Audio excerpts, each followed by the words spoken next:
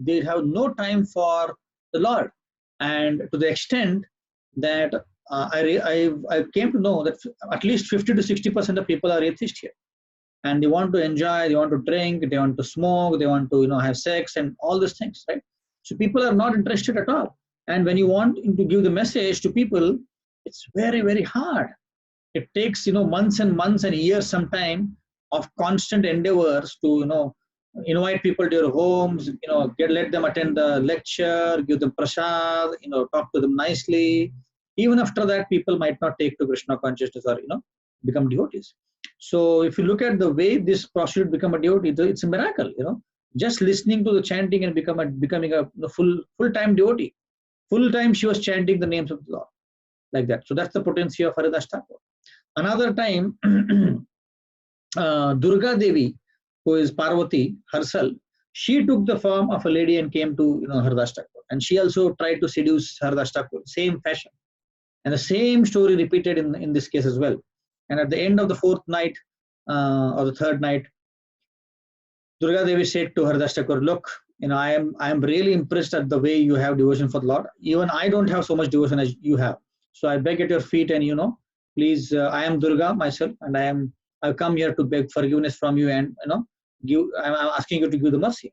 So even Durga Devi was, she tried to seduce him and try to make him fall down, but she was unsuccessful. Right? That's the potency of this devotee, the high class devotee. In another time, at another place, he was chanting, and he was associating with devotees, and he used to give seminars on how chanting of the holy names and the Vedas, Vedic scriptures, as to how spiritual life is important and how it should be godly. And he used to quote Vedas and prove that just by chanting the holy names, we'll get liberated and we'll have spiritual life, spiritual body. So one time he was giving a class and he said, whatever people are after, like getting mukti or getting Brahma Jyoti liberation, that is nothing. If you perform bhakti, these things are like side effects of bhakti. You don't even want it, but it'll come to you. So there was one particular Brahmana. He was a what do you call Smartha Brahmana, which means Smartha means Brahmins who actually take to ritualistic activities, right? Like performing yajna, vastu shanti, or marriage, or pitradan, and all those things, right? So he was that kind of Brahmana, and he was sitting in the audience, and he stood up and said, "What nonsense are you talking, Haridas? We know from the Shastras that moksha is something which is really, really we strive after moksha. And what are you saying that just by chanting the names of Krishna, we'll be able to get moksha, and that moksha is irrelevant? This is all nonsense. Give me some shastric evidence." Otherwise, if you don't give shastric evidence, and if your words are not truth, your nose will fall and your ear will fall off. And Haridas Thakur was not perturbed. He gave some shastric evidence and says this is where it is mentioned that even if you only chant Krishna's name and don't do anything else. So this Gopal Chakravarti, his name was Gopal Chakravarti, the guy who was criticizing. He was saying that you need to read a lot of Vedas, you need to follow rituals, and then after that you might get moksha after a long time, long, multiple lifetimes. But Haridas Thakur said, no, even if you just chant Krishna's name and don't do anything else, your liberation is guaranteed. You get liberation without having to endeavor anything for liberation, right? That was his stand. And Gopal Chakravarti did not take this, and then he went back home, and after 2 days Gopal Chakravarti had had a disease, and in that disease Kushtarog, and in that disease his nose and ears fell off. He had all the insects over his body, he had pus in his body, and his nose fell off, ears fell off, and then he realized that I've offended a great Vaishnava. So that's how. And even in that position, Haridas Thakur was not criticizing Gopal Chakravarti. He was thinking, let him.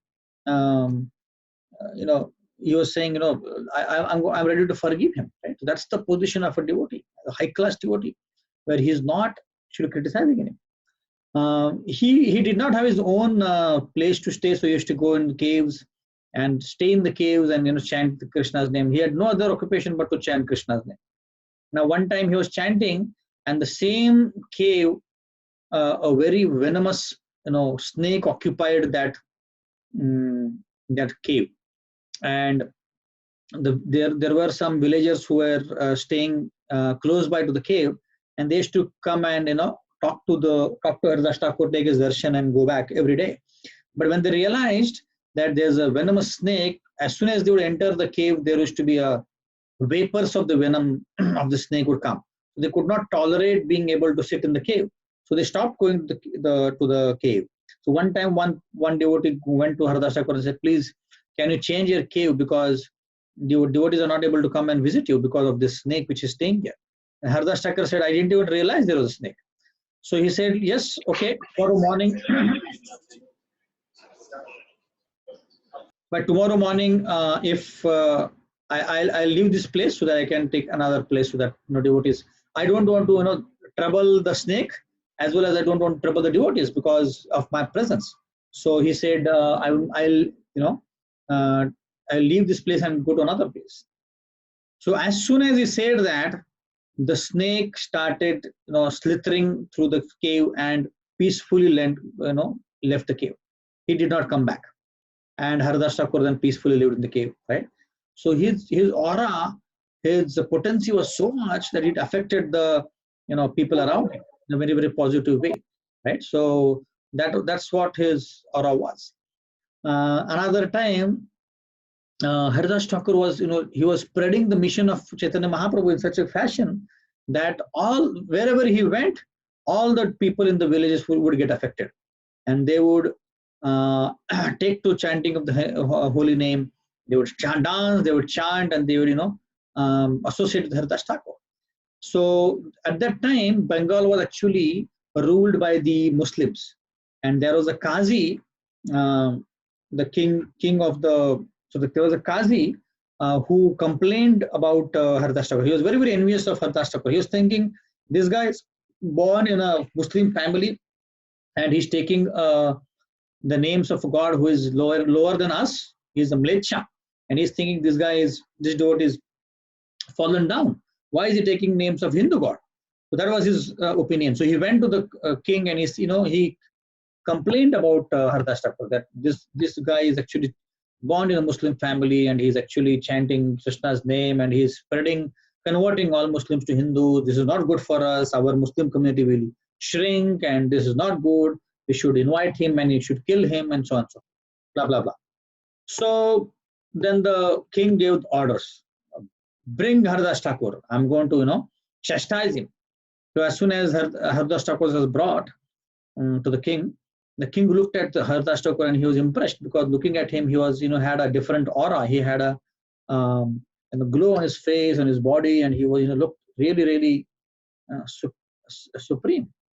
supremely glorious.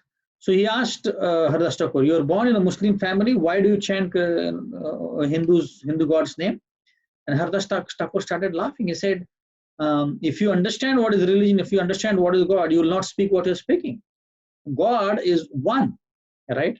And no matter which religion you follow, if you chant God's name, it will actually benefit. You will actually benefit. There's no such thing as different religions. We have made up all of these religions." So he started giving a seminar to the king, and the king understood, he's not going to buckle. So he said, "That's fine, but why are you chanting and you are preaching to others? Don't do this. Otherwise, we'll kill you." And Haridas Thakur said, "That's fine. Even if you kill me, I'm not going to stop. I can't stop chanting Krishna's name. I can't stop preaching." Then the king said, "Okay, at least that's fine, but at least don't preach to others. You're preaching to others and you're converting Muslims to Hindus. That is not good." And Haridas Thakur said, "No, I can't do that." So then the Qazi said, "No, oh my king, it's very dangerous to leave this person alive. If you leave him alive, he's going to destroy our Muslim community, and we'll have no more Muslims to associate with." So the king was really, really, he said to Haridas, "Look, Haridas, this is your last chance. Make up your mind. Why don't you, leave chanting Krishna's name? Just go and live in a peaceful life, being a Muslim. Why are you wanting to, risk your life?" But Haridas Thakur said, "No. Even if you kill me, my every body part is going to, chant Krishna's name. That's what he said. So the king ordered. He said, bring all the, so he had a group of people soldiers who were very, really hefty, who had, actually they were meant to kill people. So they used to take a chabuk, a hunter, and there were about 10-20 people, and they used to, beat up people who sinned against the king. So actually the kingdom had 22 marketplaces. Like, for example, every town has got a marketplace. So like that town, that kingdom had 22 marketplaces. And these demonic people, they were really, really heavy and, strong people. They would take these hunters and start beating a person. And so they will beat him in one marketplace, and then after sufficiently beating him, they will take to another marketplace and beat him there. Like that, they would continue beating. So people who were beaten up by these people, these gundas, they would not survive more than 2 or 3 marketplaces. So after 2 or 3 marketplaces, they were beaten up, they would die, right? So these people took Haridas and they started beating him up. They started severely beating him up, right? And Haridas Thakur was continuously chanting Krishna's name. He never uttered, he never defended himself, he never even criticized these fellows. And they beat him 22 times basically for a long time. To the extent that these fellows became tired, and they were thinking, what is this fellow here? He even doesn't even die. And what strength he's got? They started, criticizing Haridas Thakur, and they're saying, if you don't die, we will die in the hands of the king. Because when the king comes to know, even after beating, you are not dead, the king is going to punish us. The king is going to hang us. So hearing this, Haridas Thakur was very compassionate. He was thinking, oh, if my being not dying or not my being alive is going to cause trouble to you, then I better die. So he says, look what I do. And he goes in the river and drowns himself. And then the people, then those people who are beating him, they really become happy. And then they go to the king and give the good news. They said, finally, he's died and he's no more. Now, the same Haridas Thakur, he dies, but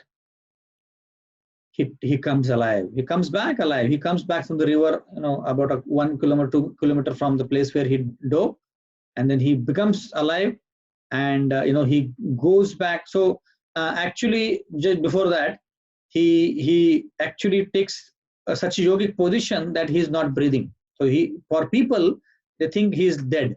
So when his body is being carried, they carry to the king, and the king says, "Oh, finally he's died. So throw him in the sea." And some Muslims said, "No, don't throw him in the sea. If you throw him in the sea, it is because in Muslims, some of the religion there's a concept of throwing in a sea, or so some religions, not in Muslims, sorry, in some religions there's a concept of throwing in the sea. So because when you die as a Muslim, and if you're buried in a tomb, then you get liberation. That's what their concept is. And as a Hindu, if you are burned, then you get heavenly planet. So neither of this should happen, they thought, because this from their perspective, he was a very sinful person. So they thought, let us throw him in the sea or the river so that he doesn't get any credits at all, right? And that's why they throw him in the sea and the credit. And after about some time, after a day or two, Haridas Thakur becomes alive and he goes back to the kingdom, and he tells he shows himself to the king, and the king is baffled and he's surprised. He said, I just saw you where you are actually more or less dead, and you're still alive. That's surprising. So he paid obeisances to Haridas Thakur, and he says, I am begging forgiveness for what I did. And he said, what is that you want? So Haridas Thakur said, because that king actually had kidnapped a lot of people, or put a lot of Hindus in jail because they were chanting Krishna's name. So Haridas Thakur says, please leave them. And those people are actually relieved. So such is the power of Haridas Thakur. And you can realize, after being beaten for 22 marketplaces, he did not utter a word against these people. Right? So that is the power of such a pure devotee.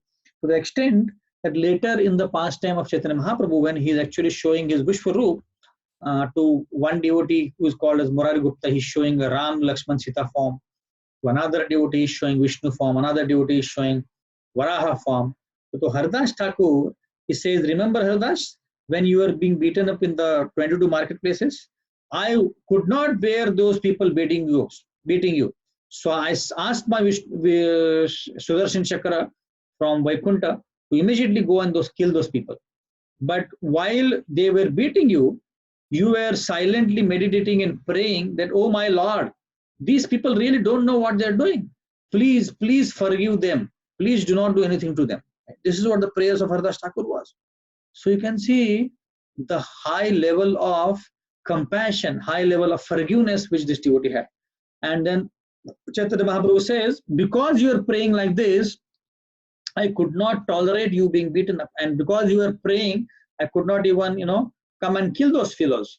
So I came myself and I took all the beating on my own shoulders, on my own back. And at that moment, Chaitanya Mahaprabhu shows his back and it's all red because of the beating. So you can realize the Lord himself comes to protect his devotee. That's what this particular pastime shows. And later, when Haridas Thakur leaves his body, Chaitanya Mahaprabhu himself, who is Krishna himself, in the mood of Radharani, he actually picks up Haridas, the dead body of Haridas, and he dances on the streets and he's actually chanting Krishna's name and he's glorifying Haridas Thakur.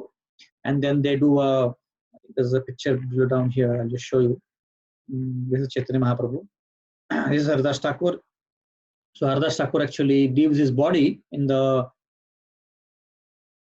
lap of Chaitanya Mahaprabhu, where his feet are on his heart, right? And this is in Jagannath Puri actually. Jagannath Puri, then Haridas Thakur's body is bathed in the sea, and every devotee comes and bathes his sea, and they wash his feet, and then his body is buried here like this, right? And then Chaitanya Mahaprabhu gives a boon saying anybody who takes a bath in the sea, which has been touched by the pure body of Haridas Thakur, anybody takes a bath here, he is liberated from this life. He will get liberation immediately. Anybody who drinks the water from the sea, he will get total liberation from his life, right? So saying this, he is then buried there, and then Chaitanya Mahaprabhu goes to each shops around the place in Puri, and he asks a big feast to be made, and a lot of all people around are fed a grand feast. So you can see, actually looking, Haridas Thakur is a Muslim by birth. He is a mlecha. It's actually Muslim birth is considered as the lowest, one of the lowest, because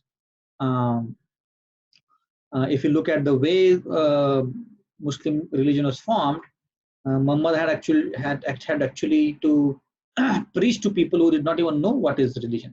So that's one of the lowest forms of religion, and it's kind of condemned to the extent that when in those times, currently it's not so much, but in those times, people, when they would see a Muslim or they would hear a Muslim or interact with them, they would go and take a bath. Right? That's how a condemned Muslim was considered.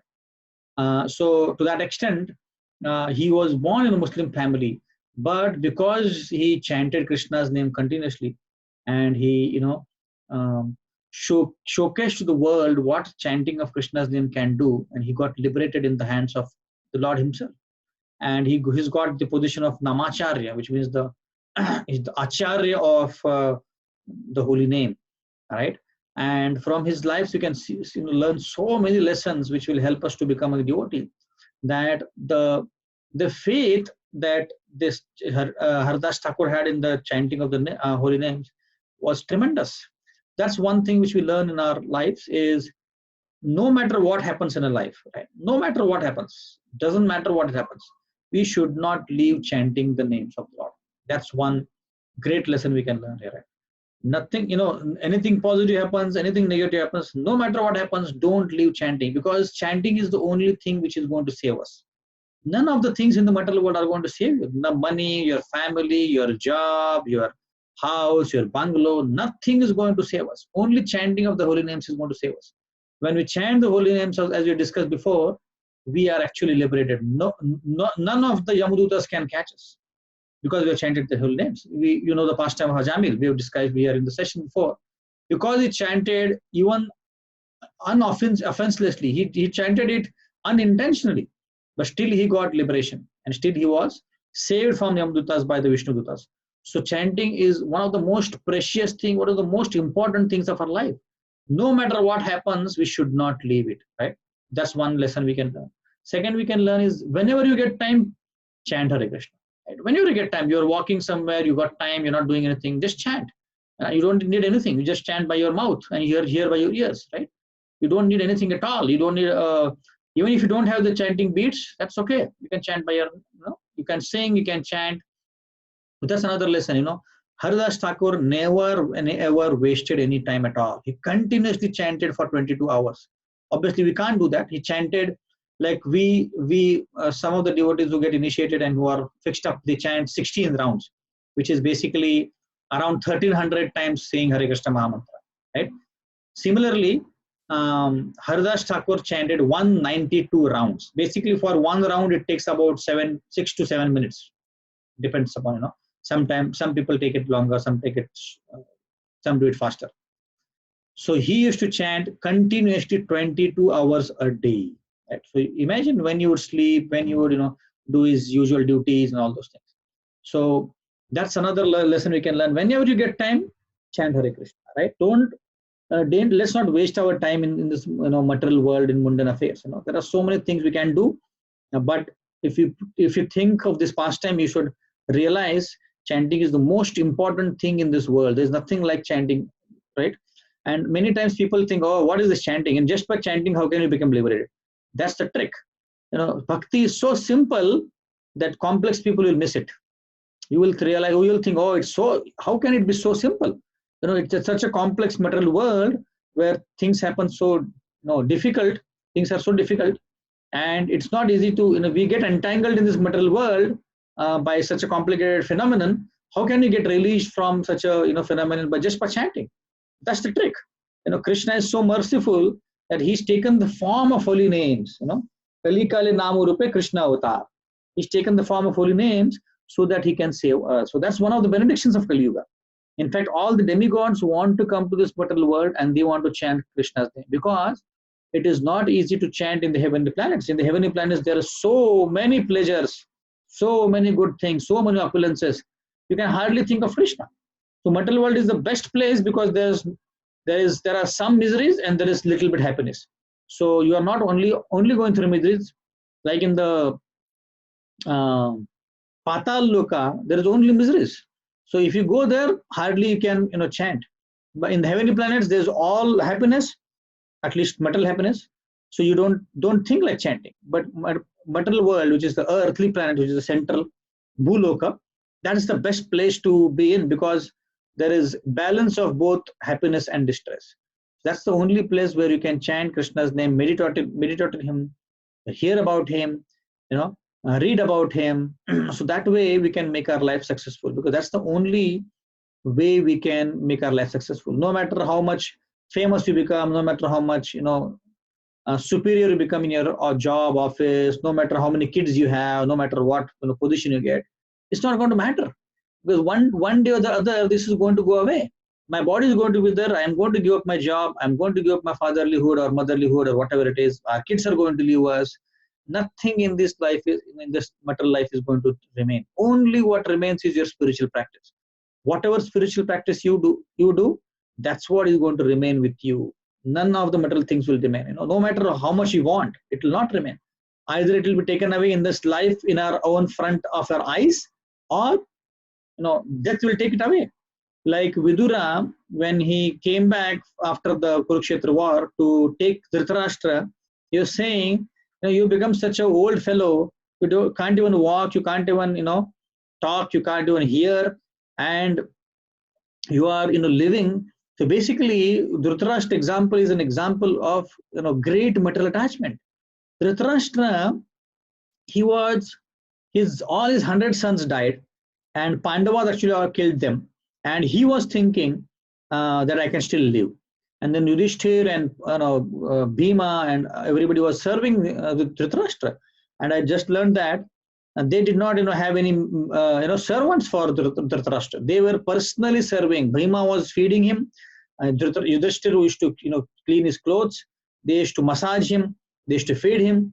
Dhritarashtra was thinking, oh, I'm so enjoying. And Vidura comes there and says, what nonsense are you doing? You are such an old fellow. You can die. You could die anytime. And you are actually eating the food which has been thrown by Bhima, like, like somebody throws, piece of bread to a dog, because he's the same person who actually killed all your 100 sons, and you are eating from his own hands. Are you not become, shameless? Are you not, shameful? You are like a shameful person, right? So he chastises heavily, right? But that chastisement is required. Actually, we are so comfortable in our life that we don't realize, death can come to us anytime. Similarly, Vidura chastised Dhritarashtra, and then he asked to leave. And at the same moment when he gave the instruction, Dhritarashtra left. Right. Similarly, whenever we come to hear about the importance of God's spirituality and chanting Krishna's name, we should take it immediately. Because now you might have very good times because we are young and we don't have, so many problems. Maybe, everybody has some other problems. Anyways. But I think we should grab this opportunity. This comes after a long time. Now, especially I'm Germany, I can realize this. If you talk to people, like I was going in the train, and one fellow came after me and he started speaking to me in German, and I was thinking, what is he saying? So I said, no, I don't understand German. Please speak in English. He said, there is some paint on your nose. I said, what? He said, you got some paint on your, your forehead and nose. I said, it's not a paint, it's a clay. And he said, is it by mistake? No, I explained him then, this is not by mistake. This is a sacred clay. And I realized, it's in country like Germany, or you talk about other Russia and other places, people hardly get to see a devotee. Probably this guy has never seen a devotee, right? And he's so unfortunate that he saw me, who's not a devotee, anyways. So, but the point I'm saying is, we are fortunate enough to come across Prabhupada's books, to come across Prabhupada's temples, to come across ISKCON, to come across devotees. So we should thank the Lord, and then we should grab this opportunity like anything. We are in a healthy situation right now. When we go closer to our death, which is primarily in our old age, we'll have a lot of mucus, we'll have a lot of bile problem, we can't hear, we can't speak, we'll not be able to see, we'll not be able to move. Our body will pain, our knees will pain, ankles will pain. So we'll have a terrible situation. So at that point of time, it is very, very, very difficult to remember the Lord. We'll have tremendous difficulty in remembering and chanting. So I think this is the right time for us to chant, to remember, to hear, and do all spiritual activities as much as possible. So please take it seriously as much as you can. I know most of you are chanting, but please, increase your rounds. As I said, once a month, you can increase the round by one round. And last week was Holy Name week, so please take a vow to increase your around and become serious in bhakti. And the more you become serious, I think it's good for you as well as good for your family, because if you become a good devotee, then the entire family is liberated and they don't have to take birth again in this material world. It's a terrible world to be in. I don't know if you realize it now, but gradually you will realize it's there is no hope for living in this world. Everywhere you go, there are problems. I see in Germany, every other fellow is, be it male, female, girl, boy, everybody is smoking here. Everybody is drinking. Everybody is, having sex, illicit sex. So it is a big problem. They think they got a good society, but these problems are plaguing this, this society. In Germany, people don't want to take responsibility. They don't want to have kids. So they are, struggling to have population. Their population is dying. They're aging. So they have to, bring people from outside. So everybody like Turkish, the Romanians, the Italy, everybody is, immigrated to Germany because they have got, good facilities. But the original Germans are vanishing. So that's the problem. Every society has got some of the problem. Right? So let's take opportunity of this, make use of this opportunity and be serious in your bhakti. Thank you so much. I think we are close to 1 hour. So I'll stop here. If you've got any questions or comments, please let me know.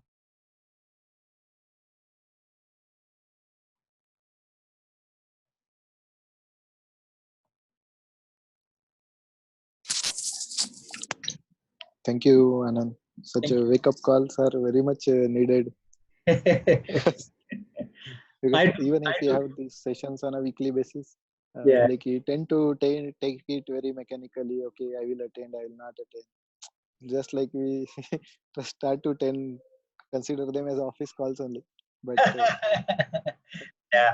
that Yeah. should not be the case. So such wake up call helps immensely. Yeah, I do get a lot of wake up calls once in a while. I hear some strong lecture, and I think some devotees say, "Avyartha kalatvam." You should not even waste 1 second. 1 second lost without Krishna's remembrance is like the entire world is lost. So yeah, you're right. We need our wake up calls because we tend to become comfortable. Mm. Previously, whenever like something change of project, change of job, change of salary, or any shocking bill shock, such things used to make comfort uncomfortable. But Correct. nowadays, if even 2 3 days goes without like they go smoothly, then really I'm in panic. Mm. I start feeling that something is very very wrong. That's correct. That's correct. It's like the free marriage, right? Vadva Purvi Shantata. It's like that. Yes, it's like I am nicely cheating myself, or is what is happening? Yeah, Everything cannot be smooth, and everything should not be smooth. If everything is smooth, then there is something very something wrong. wrong. Yeah. Yeah, and things don't go smoothly for a long time. Even if they might go smoothly, you'll have some problem or the other coming in your life, which is a good thing actually. It helps us to wake up. So yeah, thank you for sharing your thoughts. Okay, if there are no more questions or thoughts, we can close.